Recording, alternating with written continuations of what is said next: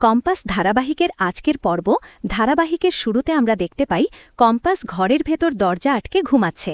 এদিকে বৃথা এসে দরজায় ধাক্কা দিয়ে ডেকে বলে, এই কম্পাস ওঠো, তোমার তো সকাল 11টা থেকে পরীক্ষা শুরু, এখন 9:30 বাজে, এভাবে ঘুমিয়ে থাকলে পরীক্ষা দিতে যাবে কিভাবে? তাছাড়া তোমার সঙ্গে যাবে বলে দিদিভাই অনেকক্ষণ ধরে রেডি হয়ে বসে আছে, তাড়াতাড়ি ওঠো কম্পাস। কিছুক্ষণ পর মেঘমালা এসে বলে, কাকি মানে কি হয়েছে, কম্পাস এখনো ঘুম থেকে ওঠেনি? এটা বলেই মেঘমালাও কম্পাসকে ডাকতে থাকে, কিন্তু কম্পাস কোনো ডাকে সাড়া দেয় না, ঘুমিয়েই থাকে। অন্যদিকে আমরা দেখি মোনালিসা পরীক্ষার জন্য পড়াশোনা করছে। সেটা দেখে শ্রেষ্ঠা বলে, মোনামা তুই সারা রাত ধরে পড়ছিলি, একটুও ঘুমাসনি? তখন মোনালিসা বলে, কেন মা, তুমি কি দেখতে পাচ্ছ না আমি পড়াশোনা করছি নাকি সারা রাত পার্টি করছি? তাছাড়া তুমি কি ভাবো শুধু তোমার ওই কম্পাসই পড়াশোনা করতে পারে, আমি পারি না?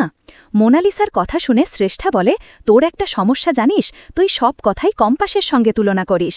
তাছাড়া আমি তোকে এখানে ডাকতে আসিনি, দাদু তোকে পরীক্ষা দিতে নিয়ে যাবে, তাই আমাকে বলল তোকে রেডি করে দিতে।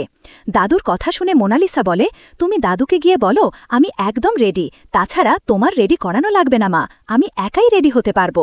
এটা বলেই মোনালিসা গোসল করতে চলে যায়। শ্রেষ্ঠা মনে মনে বলে, মোনালিসা তোকে তোর মা যতটা চেনে আমি ততটা পারি না, তুই তো কোনোদিন লেখাপড়া করিসনি, এই 7 দিনে পড়ে পরীক্ষা দিবি, এটা ভাবতেই অবাক লাগে। এই মেয়েটা কোনোদিন পড়েনি আর এখন 7 দিনে পরীক্ষা দেবে? অন্যদিকে আমরা দেখি বৃথা ও মেঘমালা বারবার কম্পাসকে ডাকছে, কিন্তু কম্পাস কোনো কথা শুনছে না। তখন ঋতুজা এসে বলে, কি হয়েছে, কম্পাস এখনও ওঠেনি, ওর তো আজকে এক্সাম। এটা বলেই ঋতুজা কম্পাস কম্পাস বলে ডাকতে থাকে। পরক্ষণে বিহান এসে বলে, কি হয়েছে, সবাই এখানে কেন? তাছাড়া কম্পাস এখনও ঘুম থেকে ওঠেনি? কিছুক্ষণ পরে ঋতুজা বিহানকে বলে, বিহান দরজা ভাঙতে হবে, না হলে আমাদের পরীক্ষায় পৌঁছাতে দেরি হয়ে যাবে। বিহান আর কিছু না ভেবেই দরজা ভেঙে ফেলে। ভিতরে ঢুকেই সবাই দেখে কম্পাস মরার মতো পড়ে ঘুমোচ্ছে। এদিকে আমরা দেখি মাহি যখন কম্পাসের শরবতে ঘুমের ওষুধ মিশিয়ে দিয়েছিল সেই সময়টা মনে করে। সে তখন মোনালিসাকে ফোন করে বলে, কম্পাস এখনও পড়ে ঘুমাচ্ছে, মনে হয় পরীক্ষায় পৌঁছাতে পারবে না, তবে প্রশ্নপত্রটা খুব হার্ড হতে পারে, তুমি ভালো করে প্রিপারেশন নিয়েছ তো? তখন মোনালিসা বলে, দাদু থাকতে আমার এত টেনশন কিসের, তাছাড়া প্রশ্নপত্র আমার কাছে অনেক আগেই আছে, আমি ভালো করে দেখে নিয়েছি। পরের দৃশ্যে আমরা দেখে ঋতুজা, বৃথা, মেঘমালা, বিহান সবাই মিলে কম্পাসকে ডাকছে। অবশেষে কম্পাসের ঘুম ভাঙে। ঋতুজা জিজ্ঞাসা করে, তুই এখনও ঘুমাচ্ছিস কেন, তাড়াতাড়ি ওঠ, ফ্রেশ হয়ে আয়। তখন কম্পাস উঠে দাঁড়াতেই মাথা ঘুরে যায়। সে বলে, আমার মাথাটা কেন জানি খুব ভার লাগছে। পরক্ষণে বিহান এসে মুখে জল ছিটিয়ে দেয়। এরপর কম্পাস ফ্রেশ হয়ে জামাকাপড় কাঁধে করে নিয়ে আসে।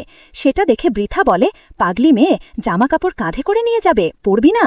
তখন কম্পাস বলে, কাকিমণি এখন অনেকটা লেট হয়ে গেছে, আমি যেতে যেতে পড়ে নেব।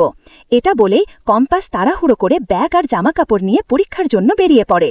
একটু পর আমরা দেখি মোনালিসা অভিজ্ঞান দত্তকে বলছে, দাদু কম্পাস এখনও ঘুমোচ্ছে, ও পরীক্ষায় পৌঁছাতে পারবে না। তখন অভিজ্ঞান দত্ত বলে, যে তোমাকে ইনফরমেশনটা দিয়েছে সে ভুল দিয়েছে, তুমি আমার থেকে শুনে নাও, ঋতুজা অলরেডি কম্পাসকে নিয়ে বেরিয়ে পড়েছে। পরের দৃশ্যে আমরা দেখি নোবেল হিল টপ কলেজের এক্সাম হলে অভিজ্ঞান দত্ত উপস্থিত। সে গার্ডের সঙ্গে চোখের ইশারায় মোনালিসাকে দেখিয়ে দেয়। এরপর কম্পাস ও ঋতুজা এসে পৌঁছায়।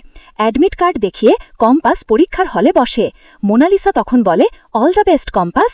কম্পাসও বলে, তোমাকেও অল দ্য বেস্ট। এটা বলেই কম্পাস মনে মনে ভাবে, মোনা ম্যাডামকে এতটা নিশ্চিন্ত লাগছে কেন? মোনা ম্যাডাম তো কখনোই লেখাপড়া করেনি, তাহলে 7 দিনেই কিভাবে এতটা নিশ্চিন্ত হয়ে পরীক্ষার হলে বসেছে, তারপরেও এত হাসি খুশি? অন্যদিকে আমরা দেখি অভিজ্ঞান দত্ত ঋতুজাকা বলে, আর 5 মিনিট দেরি হলেই কম্পাস পরীক্ষায় বসতে পারত না। ঋতুজা তখন বলে, অভিজ্ঞান বাবু 5 মিনিট অনেক সময়, তাছাড়া কম্পাস কখনোই সময়ের অপব্যবহার করে না।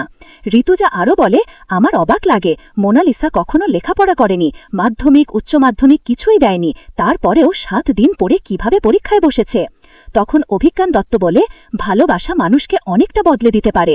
আমি মোনালিসাকে ইঞ্জিনিয়ার বানাতে চেয়েছিলাম, কিন্তু সে চাইতো না, পড়তও না, কিন্তু এখন সে বিহানকে খুব ভালোবাসে, তাই দিন রাত এক করে পড়ে পরীক্ষায় বসেছে।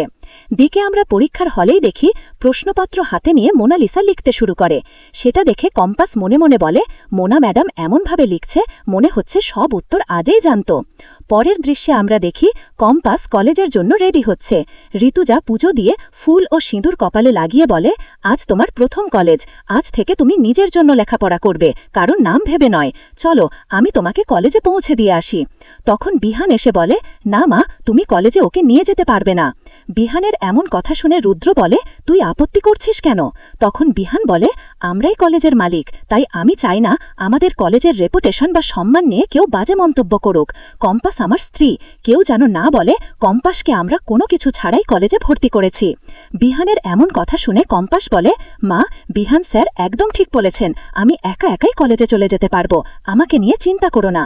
পরের দৃশ্যে আমরা কলেজেই দেখি কলেজে পা দিতেই কম্পাস চারদিকে তাকিয়ে থাকে আর মনে মনে বলে, মা, আমি তোমার স্বপ্ন পূরণ করতে পারবো। এটা বলেই কলেজের ভিতরে ঢোকে। অন্যদিকে আমরা দেখি মোনালিসা তার বন্ধুদের নিয়ে কম্পাসকে অপদস্থ করার পরিকল্পনা করছে। তারা গাছের ডালে একটা বালতিতে রং বেঁধে রাখে। এদিকে কম্পাস গাছের নিচ দিয়ে যেতেই রং ঢেলে দেয়। এটা দেখে মোনালিসা ও তার বন্ধুরা হেসে গড়িয়ে পড়ে। এই ছিল কম্পাস ধারাবাহিকের আজকের পর্বের আপডেট। ভিডিওটি ভালো লাগলে চ্যানেলটিকে সাবস্ক্রাইব করুন, পাশে থাকা বেল আইকনটি অন করুন এবং আপনাদের মূল্যবান কমেন্ট করতে ভুলবেন না।